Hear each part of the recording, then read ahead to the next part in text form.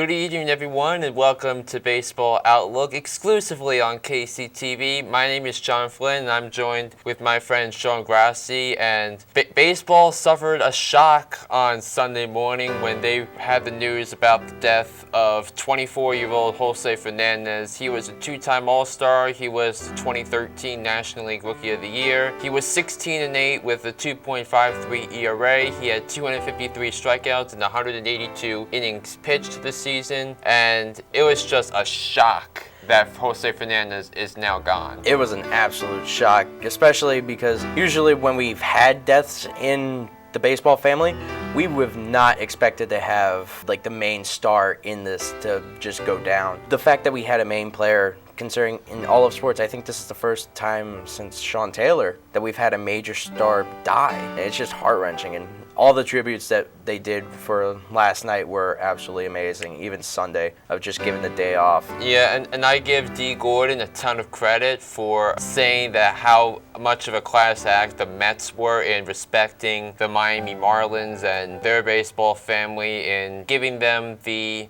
support they need and playing the game of baseball the right way. And it was just a class act overall by not only the Miami Marlins and the Mets, but the rest of baseball. Absolutely. It was just fantastic. And speaking of D. Gordon, how about the first home run in his career? Or at least a season. His first home run of the season. At least the first home run of the season. And that was a shot down the right field line. And that was a great thing to see. And I think what people also forget to remember is that the first pitch thrown by Bartolo Colon, that he was batting right-handed with Fernandez's batting helmet in salute of Jose, and then two pitches later hits a home run down the right field line, and it was essentially tears of joy all around for D. Gordon. I don't think there was anyone that wasn't touched by that home run. It was just an absolute shot, an absolute amazement. He even said, like, you gotta believe in God, because he hadn't hit one all season, and that was just an absolute shot. You gotta love pitchers that rake. Yeah, all right, so now let's switch over to the real stories, that there are 6 days remaining in Major League Baseball's regular season, as there are wild card races that are still undetermined and still yet to be more clearer. And let's start, Sean, with the National League wild card, where we have 3 teams separated by a game and a half for the 2 National League wild card spots. The Mets are a game ahead of the San Francisco Giants for the first wild card. The Giants are 1 game ahead of St. Louis for the second wild card, and it's basically going to come down to the last weekend of the season. It's a survival. Oh yeah, that's the beauty of like baseball playoff races, especially when it comes down to the wild card. It's always fun to see that, and especially if Miami, after a hard loss, gets to play a little bit of a spoiler, sweeps at the Mets and ruins their chances for getting the wild card. That's also not anything to be hindered for the Mets, considering it gives them a whole entire offseason to get those pitchers back and have a good shot for 2017. Yeah, and speaking of the Marlins, they're still mathematically in the wild card race, as they are 4 games behind, but both teams have 5 games left to play, and their tragic number is 2. So any combination of 2 Marlins losses or 2 Giants wins, and they'd be mathematically eliminated from playoff contention. So who do you think is the team left out? The team left out? Well, definitely I'm looking at it, depending on how the Marlins do. If the Marlins finish out this series and ruin any chance by sweeping the Mets, otherwise it's definitely going to be Marlins out if they don't sweep, and possibly the Cardinals are out. Yeah, because I see the Cardinals, because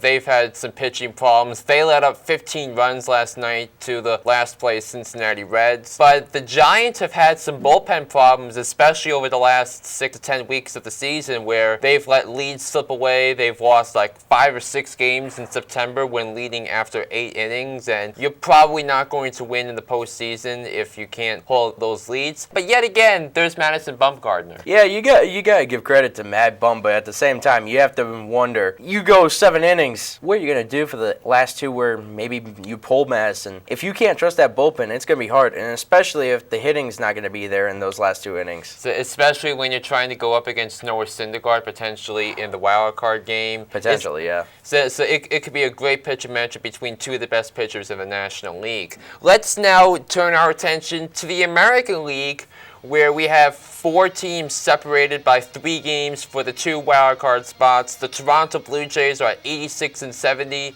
The Baltimore Orioles are 85-71, while Detroit and Seattle each have 83 wins against 73 losses. So, Sean, similar story to the National League. Who gets those 2 wildcard spots? I'm saying everyone's coming out of the East because you look at that team for Baltimore, and they've had such a tough time, like especially last year where they just came up short. It's definitely going to be this year where Baltimore clinches it up and possibly could be a dark horse in this playoffs for the American League side of the playoffs. I don't know about that because Baltimore, I've been doubting their pitching, and plus they're too home run happy. I mean, they like lead Major League Baseball in home runs with like 230 in a season for the ages for the home run ball, where it has potential to be either the greatest or second greatest season in terms of home runs per game in Major League Baseball history, so rivaling that of the year 2000. But I think the Toronto is in good shape. I also think Baltimore is in good shape. I think Detroit still has to play Cleveland, who's fighting for American League home field advantage throughout the playoffs. We will get to them in a couple of minutes. But Seattle's had a surprisingly good season. I just don't think it's going to translate to the playoffs given this competition. Yeah, I don't think the Mariners are going to make it, even though Robbie Cano definitely, if there was a comeback player of the year, he's winning it. Because you look at that season he had last season, absolutely dreadful. And you look at what he's done this season with a pretty decent pitching rotation and a good lineup behind him, he's doing very well. Yeah, I mean, 35 home runs, especially for a ballpark like Safeco Field. This is the Robinson Cano the Mariners envisioned when they signed him in December of 2013. Absolutely. And going back to that home run ball, that's a great way to change the momentum in a game.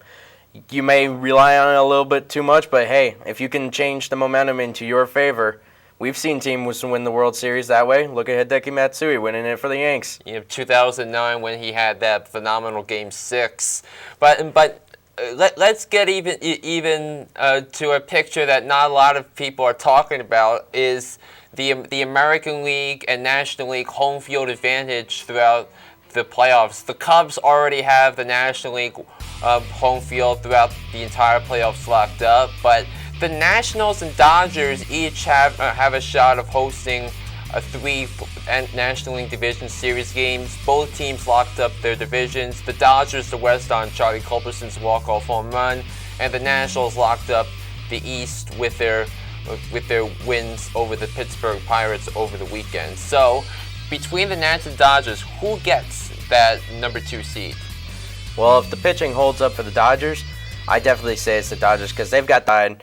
Even though Daniel Murphy's been carrying that team for the Nationals, it's going to be hard for them to compete against Jacques, Corey Seager, and everyone on that Dodgers team that's always producing and bringing it in big. And it's going to be even tougher because the Nationals are going to go without Wilson Ramos the rest of the way with that torn ACL, so he is out for the rest of the year.